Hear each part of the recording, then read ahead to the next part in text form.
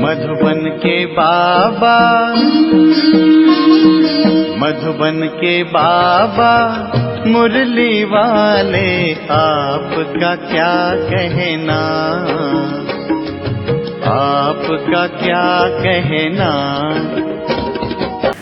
ओम शांति। आज 19 दिसंबर 2023 के साकार मधुर महावाक्य हैं। आज मीठे मीठे बाप दादा बोले, मीठे बच्चे, सर्विस की वृद्धि के नए नए तरीके निकालो। गांव-गांव में जाकर सर्विस करो। सर्विस करने के लिए ज्ञान की पराकाष्ठा चाहिए। बाबा ने कहा, मीठे बच्चे, सर्विस की वृद्धि के नए नए तरीके निकालो। गांव-गांव में जाकर सर्विस करो। सर्विस करने के लिए ज्ञान की पराकाष्ठा चाहिए। बाबा ने आज प्रश्न पूछा कि बुद्धि से पुरानी दुनिया भूलती जाए, इसकी सहज युक्ति क्या है। और उत्तर में बाबा ने समझाया कि घर को घड़ी घड़ी याद करो। बुद्धि में रहे कि अब मृत्युलोक से हिसाब किताब चुकतू कर अमरलोक जाना है। देह से भी बेगर या देह भी अपनी नहीं, ऐसा अभ्यास हो तो पुरानी दुनिया भूल जाएगी। इस पुरानी दुनिया में रहते अपनी परिपक्व अवस्था बनानी है। एक रस अवस्था के लिए मेहनत करनी है। मुरली का गीत है, माता ओ माता तू सबकी भाग्य विधाता। ओम शांति। जगत अम्बा की महिमा भारत में बहुत है। जगत अम्बा को भारतवासियों के सिवाय कोई भी जानते नहीं। नाम सुना है जिसको ईव अथवा बीबी भी कहते हैं। अब तुम बच्चों की बुद्धि में है कि बीबी और मालिक के सिवाय रचना तो रची नहीं जा सकती। जरूर जगत अम्बा को प्रकट होना पड़े। जरूर थी तभी तो गायन करते हैं। भारत की महिमा बहुत है। स्वर्ग भी कहते हैं और यह भी जानते हैं कि भारत ही प्राचीन था, इसलिए जरूर हेवन होना चाहिए। यह तुम ईश्वरीय संतान बिगर कोई समझ ना सके। जिन्होंने कल्प पहले समझा है वही आते रहेंगे। प्रदर्शनी चलती है, समझते हैं कल्प पहले भी की होगी। सबको समझाने के लिए अक्षर बहुत अच्छे हैं। पवित्र आत्मा, पवित्रता से तुम लाइट का ताज पाते हो। दूसरा, पुण्य आत्मा उसको कहा जाता है जो दान पुण्य करते हैं। उनको अंग्रेजी में फिलैंथ्रोपिस्ट भी कहते हैं, माना परोपकारी। पवित्र को वाइसलेस कहेंगे। अलग अलग अक्षर है। भारत में दान पुण्य होता तो बहुत है, परंतु अक्सर करके दान देते हैं गुरुओं को। अब उन्हें पवित्र आत्मा तो भल कहे, पुण्य आत्मा नहीं कह सकते। वह दान पुण्य नहीं करते हैं, वह तो दान पुण्य लेते हैं। तो इन सबसे बुद्धि योग टूट कर बाप से जुट जाए, इसके लिए बाप को समझाना पड़ता है कि ये ठीक नहीं है। इन सब का उद्धार करने तो मैं आता हूँ। तुम ज्ञान सागर से निकली हुई ज्ञान गंगाएं हो। वास्तव में गंगा अक्षर राइट नहीं है, परंतु गायन चला आता है, इसलिए भेंट की जाती है। बाप आकर पुरानी दुनिया की पुरानी सब चीज़ों को नया बनाते हैं। स्वर्ग नई चीज़ है। नई चीज़ का समाचार बाप ही जानते हैं, दुनिया नहीं जानती। भगवानुवाच है, परंतु गीता में श्री कृष्ण का नाम डालने से सबका बुद्धि योग टूट गया है, इसलिए सर्वव्यापी कह दिया है। श्री कृष्ण के साथ बहुतों का बुद्धि योग है। जहाँ भी गीता का मान है तो जैसे श्री कृष्ण का मान है। वास्तव में बाप के महिमा की टोपी बच्चे के ऊपर आ गई है। यह भी ड्रामा में नूंद है। यह बाप आप कर समझाते हैं। बाबा बार बार समझाते हैं। जब कोई आते हैं तो हर एक का ऑक्यूपेशन पूछो, इससे तुम्हारा क्या संबंध है। बाबा ने प्रश्नावली अच्छी बनाई है। सर्विस तो बहुत अच्छी हो सकती है। सर्विस तो जगत अम्बा के मंदिर में बहुत अच्छी हो सकती है। वहाँ जाकर समझाओ कि यह है जगत अम्बा, सृष्टि को रचने वाली माता। कौन सी दुनिया रचती है? ज़रूर नई रचना रचेगी। अच्छा, इस माता पिता का कौन है? इनको जन्म किसने दिया? मनुष्य तो मुख वंशावली का अर्थ भी नहीं समझते हैं। तुम जानते हो इनको परमपिता परमात्मा ने जन्म दिया है। तुम बच्चों को ही समझाना पड़े। जगदम्बा मुख वंशावली है, परंतु कैसे? परमपिता परमात्मा तो निराकार है। समझाया जाता है ब्रह्मा तन से। परमपिता परमात्मा ने आकर जैसे इस ब्रह्मा को अडॉप्ट किया, वैसे बच्ची को भी किया। यह बातें सबकी बुद्धि में स्थायी नहीं ठहरती, घड़ी घड़ी भूल जाते हैं। बच्चे सर्विस तो बहुत कर सकते हैं। जगत अम्बा के मंदिर में परिचय देना चाहिए तो उनका भी बुद्धि योग बाप से जुटे। जगत अम्बा भी उनसे योग लगाती है तो हम भी उनसे योग लगाएं। नीचे जगत अम्बा तपस्या में बैठी है, उनका मंदिर ऊपर है। नीचे राजयोग की तपस्या कर रहे हैं, फिर राज राजेश्वरी स्वर्ग की मालिक बनी सत्युग में। अभी है कलयुग, फिर से जब तपस्या में बैठे तब तो स्वर्ग के मालिक बने ना।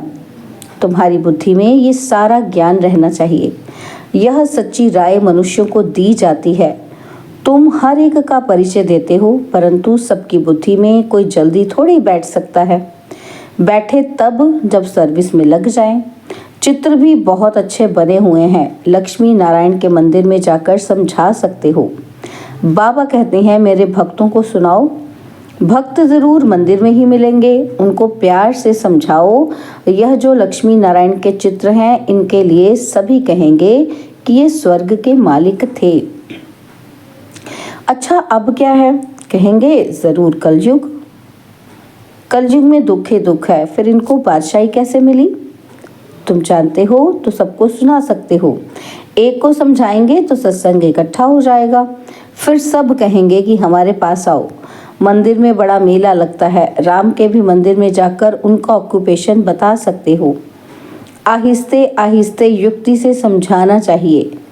कई बच्चे लिखते भी हैं कि बाबा हमने ऐसे ऐसे समझाया।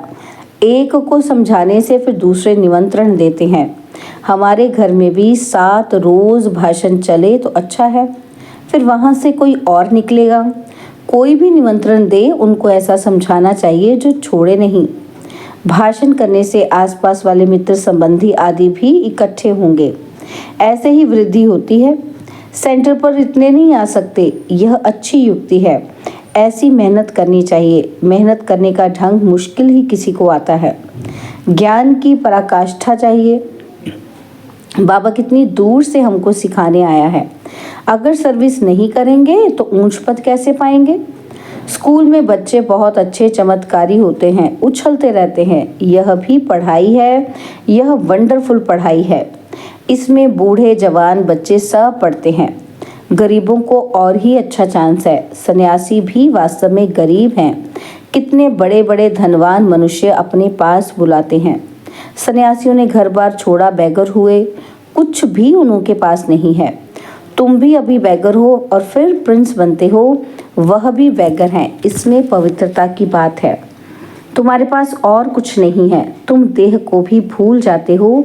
देह सहित सब कुछ त्याग एक बाप के बनते हो। जितना एक बाप को याद करेंगे उतनी धारणा होगी। एक रस धारणा हो जाए, उसके लिए मेहनत चाहिए। हमको बाबा के पास जाना है तो इस पुरानी दुनिया का ख्याल क्या रखें? जब तक परिपक्व अवस्था हो तब तक रहना इस पुरानी दुनिया में और पुराने शरीर में है। अब तुम्हें ग्रस्त व्यवहार में रहकर पवित्र बनना है। इस मृत्यु लोक से हिसाब किताब चुकतू होता है। अब अमर लोक जाना है। घर को घड़ी घड़ी याद करने से पुरानी दुनिया भूलती जाएगी। बोलो, गीता में बाबा ने क्या कहा है? भगवान को बाबा कहा जाता है। निराकार बाबा कहते हैं मामेकम याद करो। योग अग्नि से तुम्हारे विकर्म विनाश होंगे। यह भगवान के महावाक्य हैं कि इस पुरानी दुनिया और पुरानी देह को भी छोड़ो। देही अभिमानी बनकर निरंतर बाबा को याद करो। भगवान है निराकार। आत्मा शरीर लेकर टॉकी बनती है। बाबा तो गर्भ से जन्म नहीं लेते, उनका नाम एक ही शिव है। ब्रह्मा विष्णु शंकर को अपना सूक्ष्म शरीर है। यह है ही निराकार परमपिता परमात्मा। फिर उनका नाम है शिव। वही ज्ञान का सागर है। ब्रह्मा विष्णु शंकर को रचता नहीं कहेंगे। रचयिता एक ही निराकार को कहा जाता है। वह फिर साकारी रचना कैसे रचे? तो ब्रह्मा द्वारा आकर समझाते हैं। श्री कृष्ण तो हो न सके, ब्रह्मा के हाथ में ही वेद शास्त्र दिखाते हैं। गाया भी हुआ है कि ब्रह्मा द्वारा सभी शास्त्रों का सार सुनाते हैं, निराकार सुनाते हैं साकार द्वारा। यह बातें अच्छी रीति धारण करनी पड़े। भगवानुवाच, मैं राजयोग सिखलाता हूँ। विनाश के पहले स्थापना भी जरूर चाहिए। पहले है स्थापना, बड़ा ही क्लियर लिखते हैं। ब्रह्मा द्वारा सूर्यवंशी घराने की स्थापना लिखत में बड़ा अच्छा राज है, परंतु जबकि कोई मेहनत कर और सर्विस में लग जाए, सर्विस में लग जाने से फिर मज़ा आएगा। मम्मा बाबा को भी सर्विस में मज़ा आता है, बच्चों को भी सर्विस करनी है। मम्मा को तो मंदिर में नहीं ले जाएंगे, मम्मा की तो बड़ी महिमा है, बच्चों को तो जाना ही पड़े। बाबा कहते हैं वानप्रस्थियों के पास जाकर उनसे प्रश्न पूछो, फिर समझाओ कि कभी गीता अध्ययन की है। गीता का भगवान कौन है? भगवान तो एक ही निराकार होता है। साकार को भगवान नहीं कहेंगे, भगवान एक है। इसमें सर्विस का बहुत विचार सागर मंथन चलना चाहिए। प्रैक्टिस करनी है तो बाहर जाकर ट्रायल करनी है। जगत अम्बा का दर्शन करने रोज आते हैं। त्रिवेणी पर भी मनुष्य बहुत जाते हैं। वहाँ भी जाकर सर्विस करें, भाषण करें तो ढेर आकर इकट्ठे होंगे, निमंत्रण देते रहेंगे। हमारे पास आकर सत्संग करो। मम्मा बाबा को तो कहाँ जा ही नहीं सकते, बच्चे जा सकते हैं। बंगाल में काली का मंदिर है, वहाँ भी बहुत सर्विस कर सकते हो। काली कौन है, इस पर भाषण करो, परंतु हिम्मत चाहिए। बाबा जानते हैं कौन समझा सकते हैं। जिनमें देह अभिमान है वह क्या सर्विस कर सकेंगे। सर्विस का सबूत नहीं देते। सर्विस अगर पूरी नहीं की तो नाम बदनाम करेंगे। योगी में बल बड़ा अच्छा रहता है, समझाने के लिए पॉइंट्स बहुत देते रहते हैं, परंतु अच्छे महारथी भी भूल जाते हैं। सर्विस तो बहुत है, इसको कहा जाता है बेहद की सर्विस। फिर वह मान भी बहुत पाते हैं। मुख्य है पवित्रता की बात, चलते चलते टूट पड़ते हैं। लौकिक बाप से कभी किसी को भी निश्चय नहीं टूटता, और यहाँ बाबा के पास जन्म लेते हैं।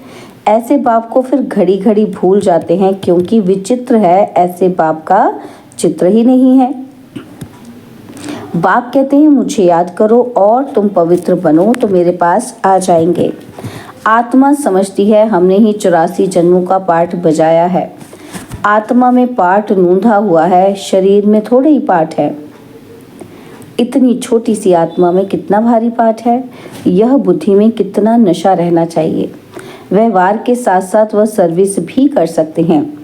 माँ बाप तो कहीं भी नहीं जाएंगे, बच्चे कहाँ भी जाकर सर्विस कर सकते हैं।